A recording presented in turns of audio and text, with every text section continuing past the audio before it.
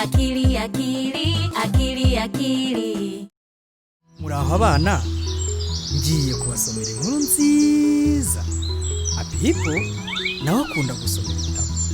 Inkuru y'uyu munsi ni ukunda gukora iki? Uraho Hapipo, ukunda gukora iki? Nkunda gusoma. Twasomera hamwe. Twasoma ikinyamakuru, twasoma igitabo. Twasomera hariho hose. Icyo dusabwa ni ukwitegereza. Uraho Lion, ukunda gukora iki? Nkunda gusimbuka. Twafatanya gusimbuka. Twasimbukira mu rugo, twasimbukira hanze. Reka duhagarare ku musozi, dusimbuke tujya mu kirere. Uraho Bush baby, ukunda gukora iki? Nkunda gushushanya. Twafatanya gushushanya. Twashushanya igikeri, twashushanya izuba, twanashushanya umukororombya. Ntibyaba bishimishije?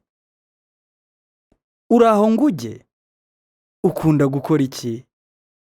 Nkunda kubyina. Twafatanya kubyina. Twabyina umuziki, twabyina umurishyo w'ingoma, twabyinana na buri wese. Uraho Nzovu, ukunda gukora iki? Nkunda kuririmba. Twafatanya kuririmba. Twaririmba mu gitondo cyangwa ikigoroba.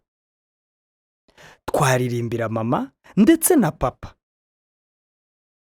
Uraho Akili, ukunda gukora iki? Nkunda gusomera hamwe na Hapipo. Nkunda gusimbuka hamwe na Lion. Nkunda gushushanya hamwe na Bush baby. Nkunda kubyinana na Nguge. Nkunda kuririmbana na Nzovu. Nkunda kandi kwigana n'inshuti zanjye.